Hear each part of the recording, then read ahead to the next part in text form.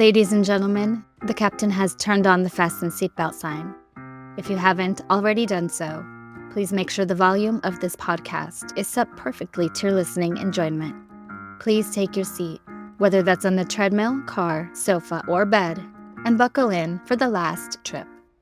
My name is Jamie Beebe, and I'll be your tour guide, recreating someone's last days in paradise. On behalf of myself and everyone behind the scenes, please enjoy the Last Trip podcast. And because nobody likes a long flight to get to where they want to be, let's prepare for takeoff. Justin Booska was 27 years old when he traveled to Guatemala for a vacation with his college roommate's family in early 2018. On January 6th, they stopped at Laguna de Ayarza. It was here that Justin, an experienced athlete, decided to swim from one side of the lake to the other. The lake was calm, and it should have been an easy swim. But Justin somehow vanished, without a trace. His friends and family searched the lake tirelessly, but found no signs of him. Things got very suspicious when during the search, local residents ambushed the group, forcing them to stop their efforts. Because of this, his family feels that Justin's disappearance involved something far more sinister than a simple accident. Laguna de Ayarza is a volcanic crater lake located in the southeastern region of Guatemala. It was formed by volcanic eruptions thousands of years ago and lies in a basin created by a collapsed caldera. The lake is known for its scenic beauty with clear waters surrounded by steep hills and lush vegetation, making it a popular spot for swimming, fishing, boating, and hiking. The lake is almost 9 miles in circumference and around 755 feet deep at its maximum point. The still waters make it very appealing. But Laguna de Ayarza holds a mysterious reputation in local folklore. Some locals believe the lake is haunted or that supernatural forces inhabit its depths. And that's why there's so many stories and legends about mysterious disappearances and strange occurrences in the area. Locals even describe the lake as enchanted or cursed, with eerie stories passed down through generations. One of the most persistent legends involves a mythical creature, sometimes described as a giant snake or serpent, that's said to inhabit the lake. The creature is rumored to guard the lake, and according to local belief, has occasionally dragged unsuspecting swimmers down to the lake floor. Of course, no scientific evidence supports the existence of such a creature. Another common legend speaks of spirits believed to haunt the lake. Some locals say that it's a portal or passageway between the physical and spiritual realms. Both visitors and locals have reported seeing ghostly apparitions or hearing eerie sounds around the lake at night. These stories often involve the spirits of people who drowned in the lake, with some saying their voices echo off the hills, or that their forms can be seen gliding over the water's surface under the moonlight. Adding to the mystique is a tale that claims the lake chooses certain people to vanish. According to this legend, those who disappear are somehow called or taken by the lake, which some locals view as a powerful force that exerts its own will.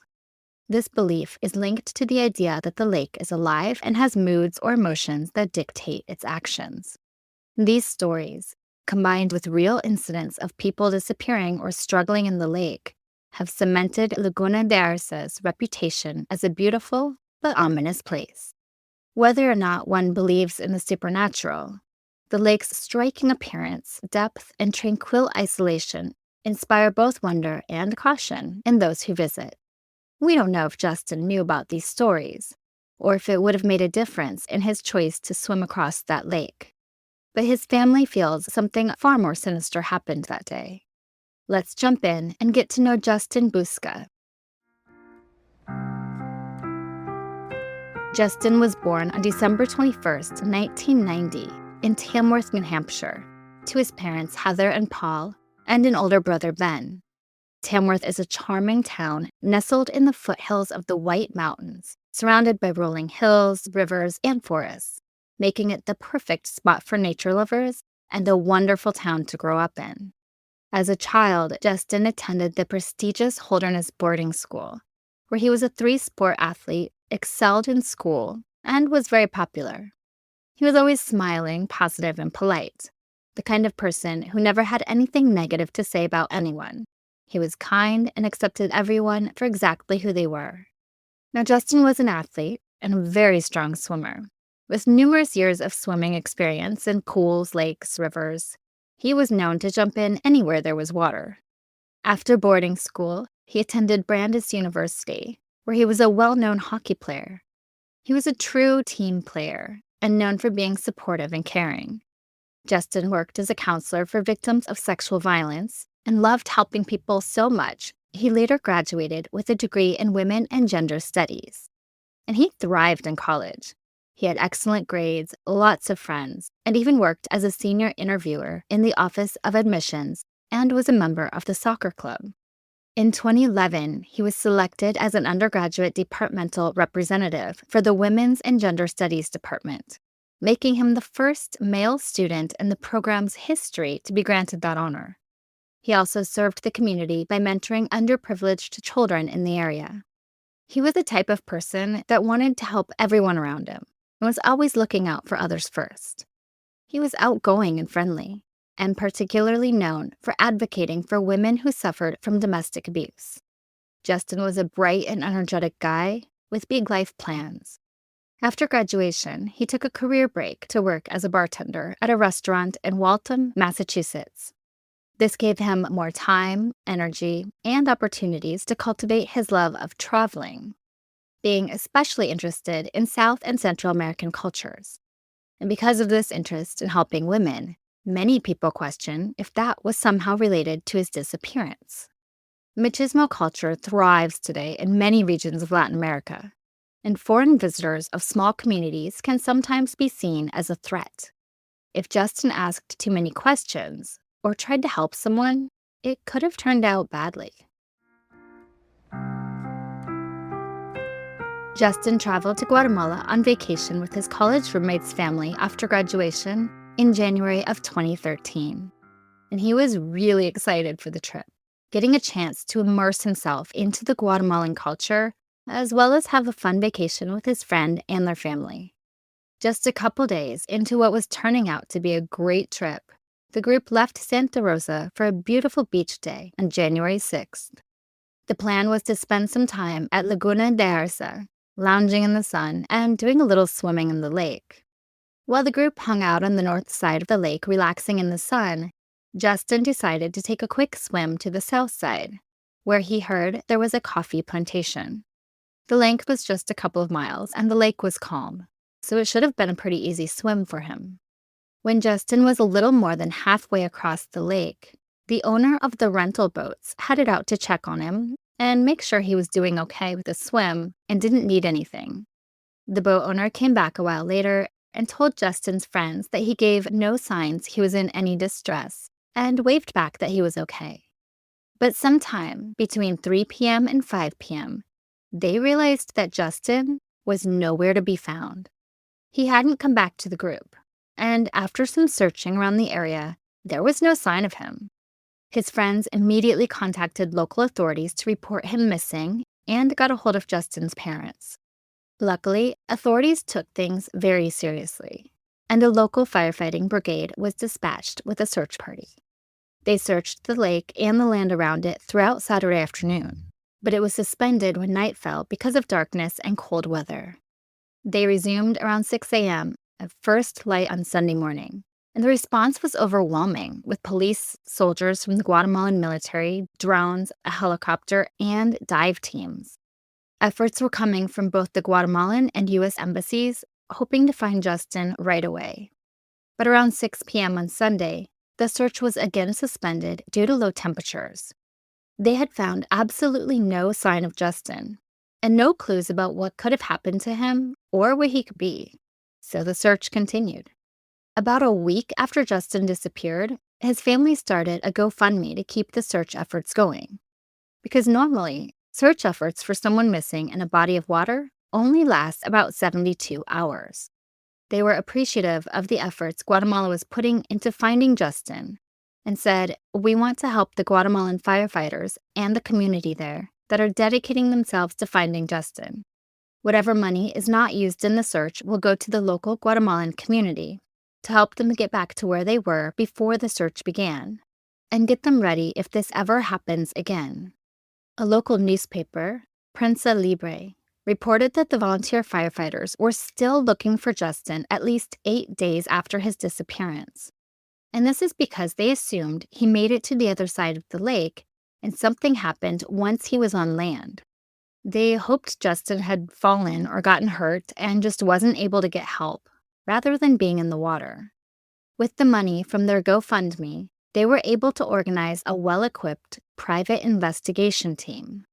They hired Guatemala tourist assistants, which offered police escorts. They hired a specialized team called Crossman Consulting, which provided underwater remotely operated vehicles, or ROVs, and multi-beam sonar, both of which were critical pieces of equipment during the family's search. And personnel from Guatemala Red Cross and the U.S. Embassy were still assisting in the search. But when Justin's parents arrived in Guatemala to spearhead the search for their son, things took a dark turn.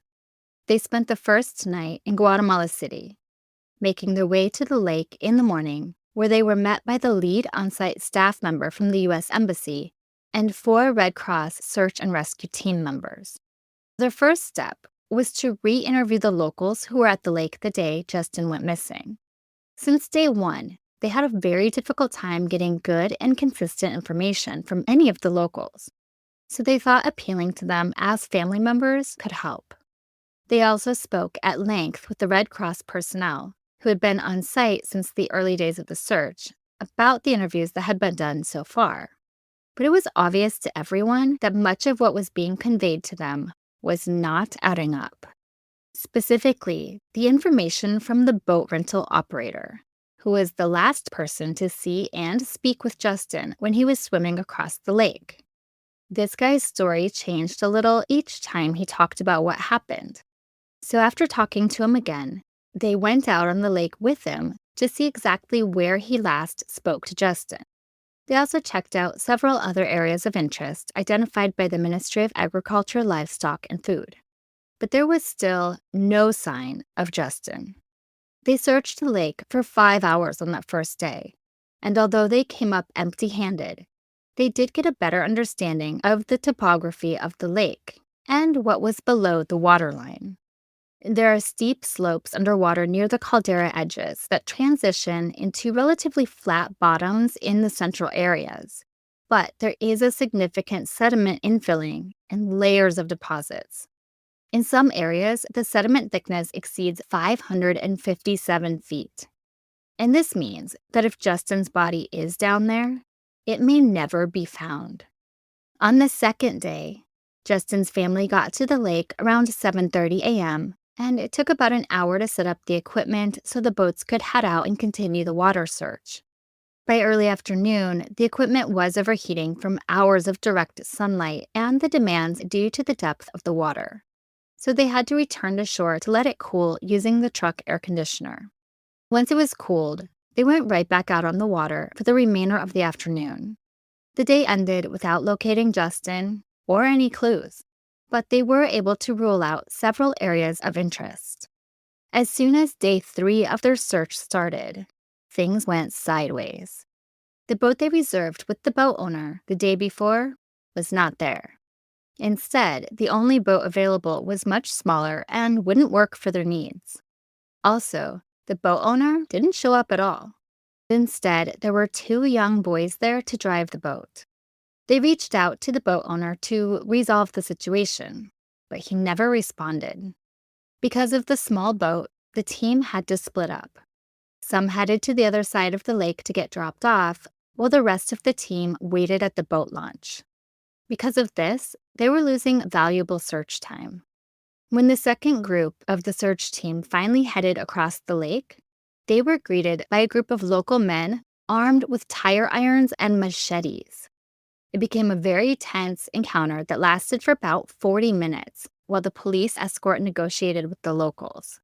And eventually, the group was allowed to continue with their search efforts, but it was becoming clear that something was very, very wrong. Just the fact that police had to negotiate with threatening locals tells how much someone was pulling the strings to stop the search. Police being publicly threatened is a situation that rarely happens in Latin America, especially when there's cameras, government personnel, or other professionals in the vicinity. Locals are normally afraid to approach the police. After about 90 minutes of searching, a different piece of equipment was needed from the boat launch area. So part of the team went back across the lake to retrieve it. When they got back to the launch area, they were met by yet another group of community enforcers, who made it clear this time that it was time for them to leave the area. Searchers were shocked by the behavior. Criminal activity in Central America usually happens in silence, mostly at night, and while nobody else is watching. In this case, the community took action during the day and very publicly. This pushed them to believe that a very influential local was the one pulling strings behind the scenes. At this point, they were informed by the Red Cross searchers who had been investigating since the beginning that they heard stories during interviews that the boat owner may have been involved in Justin's disappearance. When Justin arrived at the lake, he was very friendly with everyone, including the boat owner's wife. She would have been of particular interest to him because she had the job of taking the live fish from the holding nets in the lake and then scaling, gutting, and cleaning each fish before cooking them on the open wood fire grill. It's a very intriguing local occurrence that Justin would have found fascinating and helpful for when he started his dream homestead in Central America. He spent some time with her, asking questions about her job and her life in Guatemala. But Justin being friendly with the boat owner's wife could easily have presented a dangerous situation for him. Foreigners visiting small Latin towns are often unaware of cultural differences until it's too late. And Justin wasn't aware of the Guatemalan cultural machismo, where local men consider their women possessions and they're extremely territorial. The boat owner was the last person to see Justin, and his story about the day he disappeared changed many times through the search. Beyond that, the investigators didn't believe his claim that out of the goodness of his heart, he would go check on Justin's welfare. Many subregions in Latin America, including Guatemala, have cultures of independence in which locals focus on their own life, and they're too busy or otherwise not concerned about the well-being of tourists. It's not a bad thing. It's just the free-spirited way that people often live there.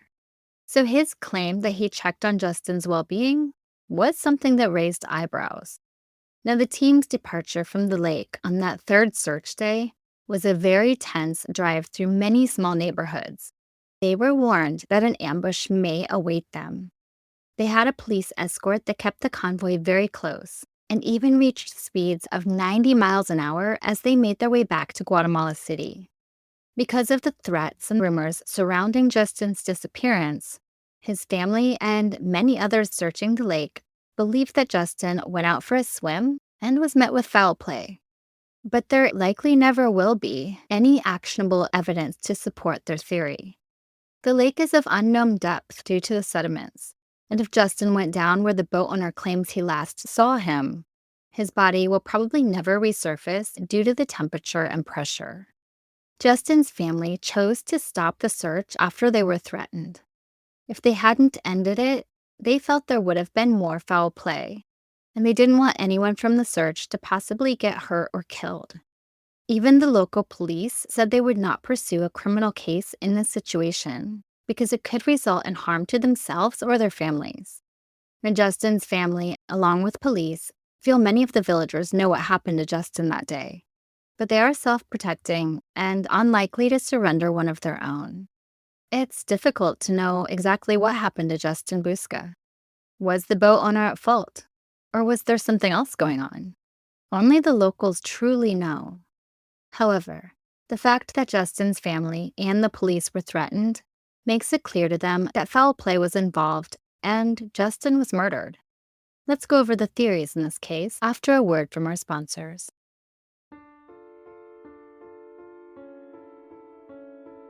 Hey there, true crime aficionados. Looking for a podcast that's as twisted as it is hilarious? Well, you've stumbled upon the perfect place. Welcome to Luminol on the Wall, or as we like to call it, Lotwa. I'm Becky, the sunshine to your day. And I'm Bevy, the moonlight to your darkness. Together, we're the sisters you never knew you needed, bringing you true crime like you've never heard before. Picture this. Two sisters, complete opposites. Yeah, she's all sunshine and kindness, while I'm the queen of sarcasm and sass. But that's what makes our sister chat so relatable. We're like the sun and the moon, lighting up your true crime journey with laughter and irreverence. That's right. We dive into the darkest corners of humanity, but we don't just stop at the gore and the controversies. Oh no. We're here to roast the characters, each other, and sometimes even ourselves. We laugh hysterically at our own jokes. And we swear like sailors while we're at it, so if you're easily offended, consider this your warning. But if you're ready for a wild ride through the twisted minds of murderers, join us on Lotwa. We'll cope with the horrific nature of our content the only way that we know how. That is with a healthy, or maybe excessive dose of sarcasm, wit, and a touch of crass humor. So what are you waiting for? Hit that follow button and join our sisterhood as we navigate the murky waters of true crime together. We promise you won't regret it.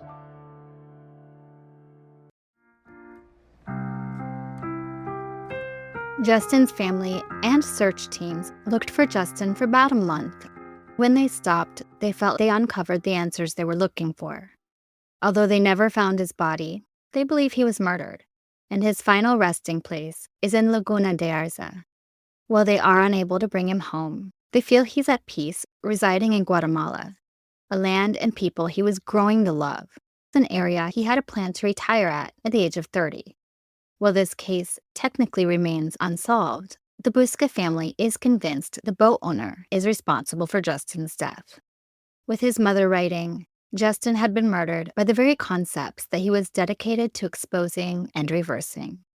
Any unused money from the GoFundMe page was sent to the David Gimmelfarb International Rescue Resources Foundation, the non-governmental organization formed by David Gimmelfarb's parents, Roma and Luda Gimmelfarb, after David disappeared in Costa Rica. The foundation provides assistance to families with missing loved ones. Now, while I agree that Justin probably met with foul play on the lake that day, there is the possibility that he accidentally drowned. Although the lake is normally very calm, drowning incidents have been reported at Laguna de Ayarza. The depth, combined with its steep underwater geography, contributes to potential hazards for swimmers and boaters. The lake's cold and sometimes unpredictable currents, coupled with the lack of nearby lifeguard services, also adds to the risks.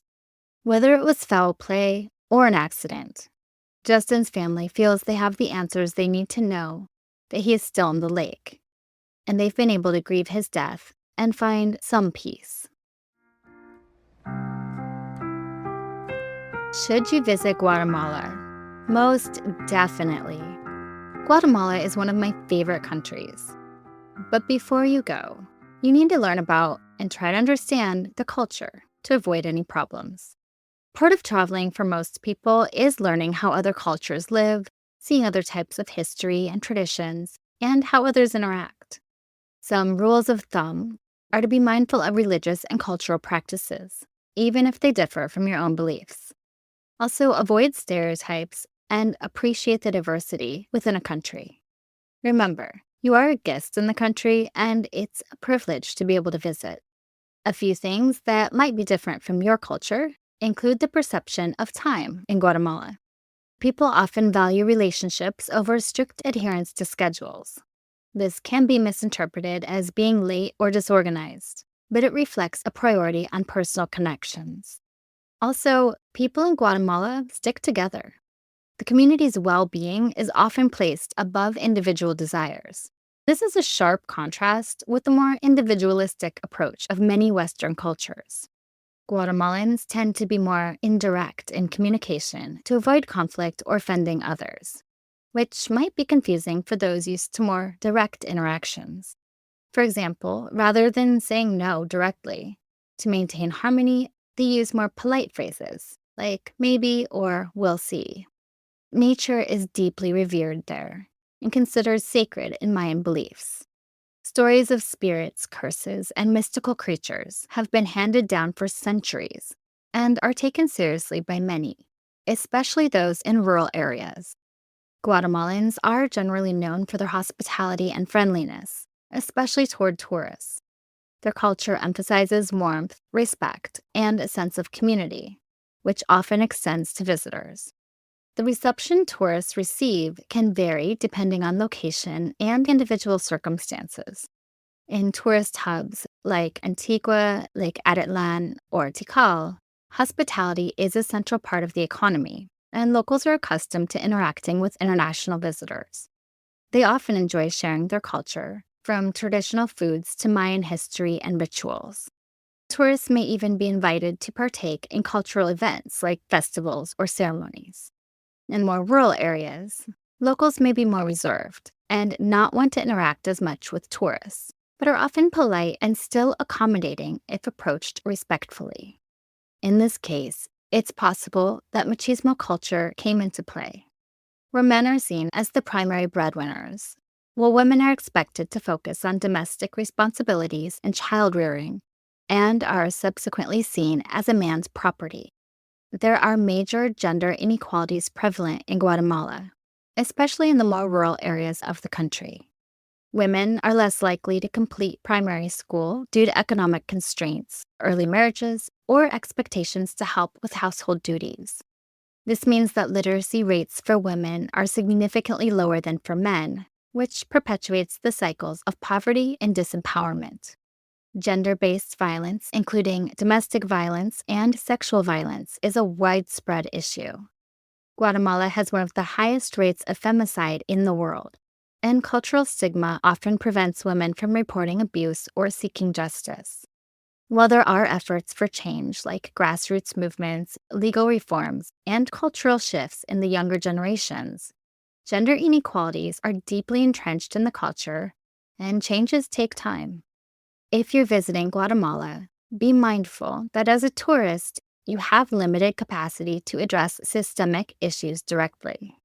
And remember that what may seem unfair or unequal to you might be a deeply rooted cultural norm. So approach any issues with curiosity rather than criticism. Of course, if you witness overt discrimination or violence, intervene safely and respectfully if possible. For example, you can offer support to the individual being affected by offering access to resources or assistance. But avoid confrontation that could escalate the situation or put you or others at risk. If you witness a case of abuse or violence, call the local emergency number, which is 110 in Guatemala, and seek help from your embassy if you feel unsafe or need any guidance. If you stay aware and lead with common sense, Guatemala is a safe and wonderful country to visit. And make sure no matter where you're traveling, you inform someone about your plans before going anywhere. Tell someone reliable where you're going, what you'll be doing, and when to expect you back. And my number one tip to staying alive on vacation is to pay attention to your gut. If something doesn't feel right, it isn't. Justin Booska disappeared on the afternoon of January 6, 2018, while swimming across Laguna de Ayarza in Guatemala. He was last seen by the boat rental owner, who later changed his story several times, causing suspicion of foul play. Justin was 5 feet 7 inches tall, 140 pounds, with dirty blonde hair, and was last seen wearing his swimming trunks. If you have any information about Justin's whereabouts, please contact the U.S. Embassy in Guatemala City at 502-2326-2354 or 502-2331-2354, or email find.justin.booska@gmail.com. And finally, remember to leave a review and rate this podcast 5 stars if you like the show, or hell, even if you don't. But either way, feel free to let me know what you think. Please follow The Last Trip on Instagram at The Last Trip Crime Pod, and subscribe on Patreon to support the show. You'll get extra research, videos, photos, and updates, and even learn more about my personal travels. That's patreon.com/thelasttrippodcast. I'm Jamie Beebe, bringing you your last trip and signing off until the next one. Thanks for listening.